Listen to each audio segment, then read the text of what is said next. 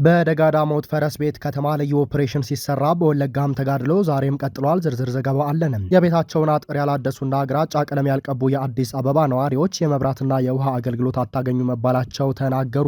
እናት ፓርቲ የፌዴራል መንግስትና የትግራይ ክልል ጊዜያዊ አስተዳደር በረሃብ የተጠቁ ወገኖችን የፖለቲካ ቁማር መያዣ ከማድረግ እንዲቆጠቡ ሲያሳስብ፣ አገዛዙ ደግሞ ዘገባው አጠቃላይ ሁኔታውን የማይገልጽ ነው ሲል ተችቷል። ሰላም፣ ጤና፣ ፍቅር የምንመኝላችሁ ውድ የበለስ ሚዲያ ቤተሰቦቻችን እናንተን ይመጥናሉ ብለን ያሰብናቸው የተመረጡ የታህሳስ 15 ቀን 2018 ዓ.ም የምሽቱን የግንባርና ወቅታዊ መረጃዎችን ወደ እናንተ ይዘን ቀርበናል። ሰናይ ቆይታ። ጭራቁ አብይ አህመድና ግብረ አበሮቹ የተሰጣቸውን ተልእኮ በሚገባ እየፈጸሙ ይገኛሉ። ፋኖን ተላላኪና የህልውና ትግሉንም የውክልና ጦርነት የሚሉት የብልጽግናው ቅዠታም ካድሬዎች የሰሜኑን ህዝብ ብሎም የአማራን ህዝብ ቢቻል ከምድረ ገጽ ለማጥፋት ካልተቻለ ደግሞ ዋጋ አልባ ማህበረሰብ አድርጎ ማስቀመጥ ነው ዋና ግባቸው። ፋኖ ለዘመናት ሲፈጸም የነበረን ግፍና በደል ከአማራ ህዝብ ለማስወገድ የተነሳ ንቅናቄውን ፖለቲካዊ ዓላማ በማስያዝ እየተፋለመ ያለ የህልውና ታጋይ ነው እንጂ ተላላኪም ሆነ የተልእኮ ጉዳይ አስፈጻሚ አይደለም። ዳሩ ግን ፖለቲካ ግርድና ያጠቃቸው በሆዳቸው የሚያስቡ ለነገ ሳይሆን ዛሬን ብቻ የሚኖሩ ስልቦች ምክንያት ቢያጡ የውክልና ጦርነት ነው ይላሉ። በአማራ ህዝብ ደም የሚቆምሩና በሞቱ የሚቀልዱ ሰው ሆነው ከሰው ያልተፈጠሩ የሚመስሉ አረመኔዎች፣ ነግበኔ የማይሉ ተረኞች፣ እነሱ መሳይ የእንስሳ አስተሳሰብ ያላቸውን ጥቁር አማራዎችን አእምሯቸውን በሆድ ደልለው ምድራዊ ግብረ ገብነትና ሰማያዊ ህግ የማይፈቅደውን እርኩስ ተግባር እንዲፈጸም እያደረጉ ነው። ሆኖም ፋኖ በመላው የአማራ ምድር በጎጃም፣ በጎንደር፣ በሸዋ፣ በወሎና በወለጋ ታሪካዊ የህልውና ፍልሚያ እያደረገ ይገኛል። ይህን ተከትሎ በምስራቅ ወለጋ ዞን በጊዳ አያና ወረዳ በአንዶዴ ቀበሌ ከትናንቱ የቀጠለው ጦርነት በአንዶዴ ድችና በዙሪያም ዛሬም እንደቀጠለ ውሏል ሲሉ ምንጮች ከቦታው ገልጸዋል። በአንዶዴ ከተማ ጦርነቱን በቤት ማቃጠልና በጅምላ እስር የአንዶዴን ህዝብ እያሰቃየ ሲሆን ከሰሞኑ በከፋ ሁኔታ መባባሱን ከቦታው ገልጸዋል። በአካባቢው የሚገኙት የፋኖ ኃይሎች ለህዝቡ ሲሉ ከከተማው ቢያፈገፍጉም ዛሬም እንደ ትናንቱ የጅምላ እስርና ቤት ማቃጠል እንደጀመሩ ነው የተገለጸው። ይህ በእንዲህ እንዳለ በቴዎድሮስ እዝ 99ኛ ክፍለ ጦር ከጠዋቱ 1 ሰዓት አካባቢ ፈረስ ቤት ከተማ አናብስቶቹ የደጋዳሞት ሻለቃ ወደ ከተማ በመግባት የቴክኒክና ሙያ አካባቢ የተቀመጡ የአገዛዙ ዙፋን ጠባቂ ሰራዊት ላይ መብረቃዊ ጥቃት በመፈጸም በቁጥር ያልታወቁ ጠላት ሙትና ቁስለኛ በማድረግ ያለምንም መስዋዕትነት ቀጠናውን ለቀው ወጥተዋል ተብሏል። እንዲሁም ስቦ በማስከዳት የአብይና የብርሃኑ ጁላ ጦር እየፈራረሰ ነው። በደጋዳሞት ወረዳ ከ23ኛ ክፍለ ጦር በቀን 15 4ኛ ወር 2018 ዓ.ም ሁለት መሰረታዊ ወታደር እያንዳንዳቸው ጥቁር ክላሽ በመያዝ የአፋብሃ ምዕራብ አማራ ቀጠና ቴዎድሮስ እዝ 109ኛ ኮር 99ኛ ክፍለ ጦር ደጋዳሞት ሻለቃን ተቀላቅለዋል። መሰረታዊ ወታደር አድነው እንየው ከአንደኛ ሬጂመንት ሻምበል 3 ጦር ክላሽ እና 91 ጥይት፣ መሰረታዊ ወታደር ንግሩ ደመቀ ከአንደኛ ሬጂመንት ሻምበል 3 ጦር ክላሽ እና 110 ጥይት በመያዝ ተቀላቅለዋል። በተያያዘ ዜና አረመኔውና አሸባሪው ዘር አጥፊው የወንብድናው ሰራዊት በገነት አቦ ከተማ ሁለት አማራ የሆኑ አባላቱን ረሽኗል።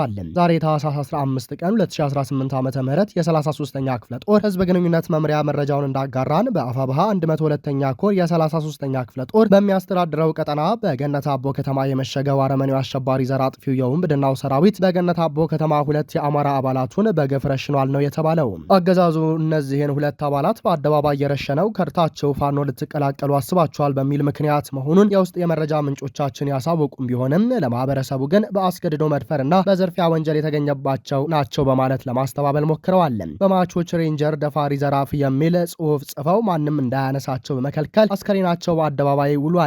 በመጨረሻም በአካባቢው ቀን የሀገር ሽማግሌዎች ተማጽኖ እምነታቸውን ግምት ውስጥ ያስገባ ስርዓተ ቀብር ሊፈጸምላቸው ችሏል ብሏል ክፍለ ጦሩ። የቤታቸውን አጥር ያላደሱና ግራጫ ቀለም ያልቀቡ የአዲስ አበባ ነዋሪዎች የመብራትና የውሃ አገልግሎት አታገኙም መባላቸውን ተናገሩ። የብልጽግናው መንግስት ከአዲስ አበባ ውጭ ያለውን የሀገሪቱን ህዝብ በጦርነት እየገደለ ሲሆን አዲስ አበባ ከተማ የሚኖረው ህዝብ ላይ ደግሞ ግልጽ የሆነ የማዋከብ ስራ እየሰራ ይገኛል። በአዲስ አበባ የተለያዩ አካባቢዎች የመኖሪያ ቤታቸውን አጥር ግራጫ ቀለም ያልቀቡ፣ አምፖል ያልሰቀሉ እንዲሁም በአካባቢያቸው የደህንነት ካሜራ ያልገጠሙ ነዋሪዎች የመብራትና የውሃ አገልግሎት አታገኙም ተብለናል ሲሉ መናገራቸውን ፎርቹን ጋዜጣ ዘግቧል። ከሚኖሩበት ቀበሌ በመጡ የመንግስት ኃላፊዎች በሀገር ደረጃ እየተሰራ ካለው የኮሪደር ልማት ጋር ተያይዞ ነዋሪዎች አካባቢያቸውን ማስዋብ አለባቸው የሚል መመሪያ እንደተሰጣቸው ዘገባው አመላክቷል። በየአካባቢው ዋና ዋና ቦታዎች ላይ ይሰቀላል የተባለ የደህንነት ካሜራ ያስፈለገው በከተማዋ ነዋሪዎች ዘንድ በተደጋጋሚ የሚነሳ የደህንነት ጥያቄ በመኖሩ ነው ተብሏል። ለነዋሪዎቹ ከተሰጣቸው መመሪያዎች ውስጥ ሁሉም የመኖሪያ ቤቶች አጥር በተመሳሳይ መልኩ ግራጫ ቀለም መቀባት ያለባቸው ሲሆን ከዚህ የተለየ ቀለም መጠቀም እንደሌለባቸው ተገልጾላቸዋል። የከተማዋ ኃላፊዎች ይህንን መመሪያ በፍጥነት ያልተገበረ ነዋሪ ለቅጣት እንደሚዳረግ መናገራቸው ተሰምቷል። ቅጣቱ የሚፈጸመው ነዋሪዎቹ መንደራቸውን የማስዋብ ስራ ማከናወናቸውን በተደጋጋሚ ከተፈተሸ በኋላ መሆኑ ተመልክቷል። ይህን ያላከናወነ ግለሰብ እንደ መብራትና ውሃ ያሉ መሰረተ ልማቶች ይቋረጥበታል መባሉን ከዘገባው ላይ ተመልክተናል። በኮልፌ ቀራኒዮ ክፍለ ከተማ ዘነበ ወርቅ በተሰኘ አካባቢ የሚኖሩት ወይዘሮ አሰገደች ባህር የተባሉ የ80 ዓመት አዛውንት በ3 ቀናት ውስጥ የመኖሪያ ቤት አጥራቸውን በድጋሚ ገንብተው ግራጫ ቀለም እንዲቀቡና የውጭ አምፖል በፍጥነት እንዲሰቅሉ ማሳሰቢያ እንደተሰጣቸው ተናግረዋል። በልጆቻቸው ወርሃዊ ገቢ የሚተዳደሩት እኒህ አዛውንት የታዘዙትን ተግባር ማከናወን እንደማይችሉ አስረድተዋል። የታዘዙት አጠቃላይ አጥራቸውን የማደስ ስራ እስከ 20 ሺህ ብር የሚያስወጣቸው ሲሆን ይህን ያህል ገንዘብ ማግኘት እንደማይችሉ ለኃላፊዎቹ ቢገልጹም የተለየ ምላሽ አለማግኘታቸውን ወይዘሮ አሰገደች ገልጸዋል። የአዲስ አበባ የከተማ ውበትና የአረንጓዴ ልማት ቢሮ ኃላፊ የሆኑት አቶ ግርማ ሰይፉ የወይዘሮ አሰገደችን ምክንያት አይቀበሉም። በከተማዋ አስተዳደር የወጣውን ስታንዳርድ ላለመፈጸም ድህነት ምክንያት አይሆንም ሲሉ ተናግረዋል። የቢሮ ኃላፊው ከዚህ ቀደም በተመሳሳይ መልኩ በሰጡት አስተያየት በአዲስ አበባ ከተማ በተለያዩ አካባቢዎች እየተሰራ በሚገኝ የኮሪደር ልማት የተፈናቀለው ድህነት እንጂ ድሃ አይደለም ሲሉ መናገራቸው አይዘነጋም። መንግስት ምግብ ለማግኘት ለሚቸገሩ ነዋሪዎች ሊረዳ ይችላል፣ ነገር ግን ለዚህ ሲባል ህግ ሊያላላ አይችልም ማለታቸውን ጋዜጣው ዘግቧል። አሁን ላይ አንድ ጋሎን ቀለብ 1600 ብር፣ ኤጋ ቆርቆሮ 1300 ብር፣ የደህንነት ካሜራ ከ4000 እስከ 13000 ብር እንደሚሸጥ ተገልጿል። የብልጽግናው መንግስት በከተማም በገጠርም ሁለገብ ሽብር እየፈጸመ መሆኑ የዚህ ማሳያ ነው። እናት ፓርቲ የፌዴራል መንግስትና የትግራይ ክልል ጊዜያዊ አስተዳደር በረሃብ የተጠቁ ወገኖችን የፖለቲካው ቁማር መያዣ ከማድረግ እንዲቆጠቡ ሲያሳስብ፣ አገዛዙ ደግሞ ዘገባው አጠቃላይ ሁኔታውን የማይገልጽ ነው ሲል ተችቷል። እናት ፓርቲ በትግራይ ክልል በተለያዩ አካባቢዎች በድርቅና በእርዳታ አቅርቦት ችግር ከፍተኛ ረሃብ መከሰቱንና በመድኃኒት እጦት ዜጎች ለከፋ ችግር መጋለጣቸውን መገንዘብ መቻሉን በመግለጫው አመልክቷል። ችግሩ ከሰሞኑ በይፋ ይነገር እንጂ በክልሉ የተለያዩ አካባቢዎች በተመሳሳይ ሁኔታ በሰቆቃ የሚያሳልፉ በርካታ ወገኖቻችን መኖራቸው ይታወቃል በማለት ለችግሩ መንስኤ ናቸው ብሎ ወዳመለከታቸው ምክንያቶች ይሻገራል።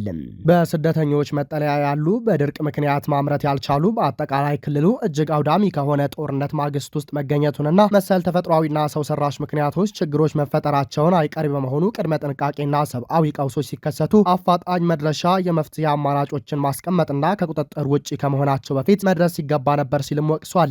መግለጫው ሲቀጥል አሁን ላይ በተለይ በህጻጽ መጠለያ ጣቢያ ያሉ ዜጎች በረሃብና መድኃኒት እጦት ለከፍተኛ ጉዳት እየደረሰባቸው መሆኑን ጠቅሶ መላው ኢትዮጵያውያን ተረባርበው የዕለት ጉርሳቸውንና በዘላቂነት የሚቋቋሙበትን ሁኔታ መፍጠር የቅድሚያ የሚሰጠው ተግባር ሆኖ አግኝተነዋል ብሏል።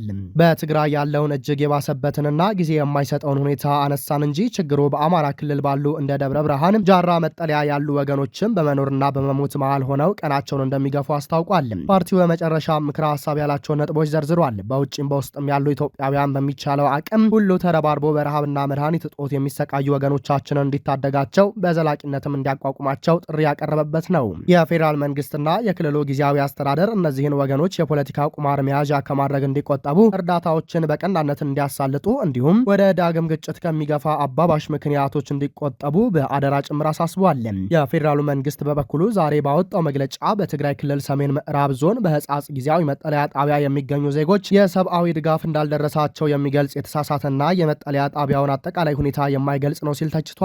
በኢትዮጵያ አደጋ ስጋት አመራር ኮሚሽን በኩል የወጣው መግለጫ በህጻጽ ጊዜያዊ መጠለያ ጣቢያ የሚገኙ ዜጎች ዓመቱን ሙሉ ተመሳሳይ ድጋፍ ሲደረግላቸው እንደነበረ አስታውሶ ከመስከረም ወር 2018 ዓ.ም ጀምሮ እስከ ታህሳስ ወር 2018 ዓ.ም ድረስ የተሟላና ያልተቋራረጠ የምግብ ሰብአዊ ድጋፍ እየተደረገላቸው መሆኑን መረጃዎች እንደሚያሳዩ ጠቁሟል። በአሰገደ ወረዳ ህጻጽ ጊዜያዊ መጠለያ ጣቢያ ባለፉት 4 ወራት ለ14413 ዜጎች ድጋፍ ሲደረግ ቆይቷል የሚለው መግለጫው በተጨማሪም ከአጎራባሽ መጠለያ ጣቢያ የሚገኙ ዜጎችን ጨምሮ በመስከረም ወር 16775፣ በጥቅምት ወር 18290፣ በህዳር ወር 17813 እንዲሁም በታህሳስ ወር የሚያስፈልገው ለ14413 ዜጎች የሚያስፈልግ ምግብ ተሰራጭቷል ብሏል። በዚህም በድምሩ 11406 ኩንታል ምግብ ማለትም ስንዴ፣ ማሽላ፣ ጥራጥሬና የምግብ ዘይት ባለፉት 4 ወራት እንዲደርሳቸው መደረጉን ገልጾ በገንዘብ ሲተመን ከ257 ሚሊዮን ብር በላይ ይሆናል ሲል አትቷል። በሌላ በኩል በክልሉ ጊዜያዊ አስተዳደር የተለያዩ የሰብአዊ ድጋፍ ችግሮች መኖራቸውንና ተጨማሪ የፌዴራል ድጋፍ እንደሚያስፈልግ ቢጠየቅ ኖሮ በኮሚሽናችን በኩል አስፈላጊውን ድጋፍ ለመፈጸም የሚያስችል ዝግጁነት ያለን መሆኑን ለመግለጽ እወዳለሁ ብሏል። መንግስት ይህንን መግለጫ ከማውጣቱ አስቀድሞ የትግራይ ክልል ጊዜያዊ አስተዳደር ፕሬዝዳንት ሌተናል ጀነራል ታደሰ ወረደ ለኢትዮጵያ ህዝቦች ሲሉ ባስተላለፉት መልእክት የፌዴራሉ መንግስትን ጨምሮ ለተለያዩ አካላት ድጋፍ እንዲደረግ ጥሪ ማቅረባቸው አይዘነጋም። ሊቢያ በቱርክ ዋና ከተማ አንካራ አቅራቢያ በደረሰ የአውሮፕላን አደጋ ህይወታቸውን ላጡ የጦር ኃይል አዛዧና ሌሎች 4 ከፍተኛ ወታደራዊ ባለስልጣናት የ3 ቀን ብሔራዊ ሀዘን አወጀች። ትናንትና ማክሰኞ ዕለት በቱርክ ዋና ከተማ አንካራ አቅራቢያ በደረሰ የአውሮፕላን መከስከስ አደጋ የሊቢያ ጦር ኃይል አዛዥ መሐመድ አሊ አህመድ አልሃዳድ ህይወታቸው ማለፉ ታውቋል። ከጦር ኃይል አዛዡ መሐመድ አሊ መሐመድ አልሃዳድ በተጨማሪ ሌሎች ተጨማሪ 4 የሊቢያ ከፍተኛ ወታደራዊ ባለስልጣናትና 3 የበረራ ሰራተኞች በአውሮፕላን አደጋው ህይወታቸውን ማለፉ ዘገባዎች አመልክተዋል።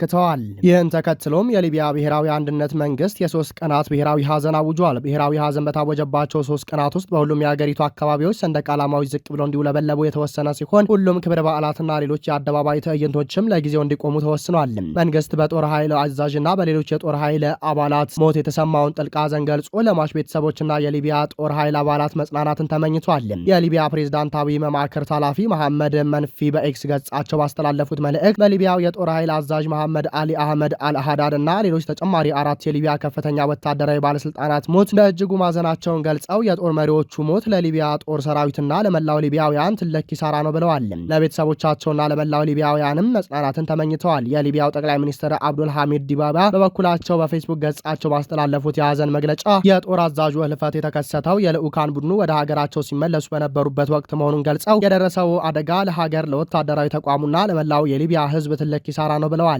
ሀገራቸውን በቅንነትና በትጋት ያገለገሉ የዲሲፕሊን የኃላፊነትና የብሔራዊ ቁርጠኝነት ምሳሌ የሆኑ ወታደራዊ ጀግኖችን አጥተናል ሲሉም በቁጭት ሀዘናቸውን ገልጸዋል። የቱርክ ባለስልጣናት በበኩላቸው በአደጋው ዙሪያ ምርመራ መጀመሩን ገልጸው የአደጋው መንስኤ ሴራ ወይንም የቴክኒክ ብልሽት መሆኑን እናጣራለን ብለዋል። ክቡራንና ክቡራት አድማጭ ተመልካቾቻችን ለሰዓቱ የነበረን የዜናና የመረጃ ስርጭታችን ይህንን ይመስላል። ጤና ይስጥልንም።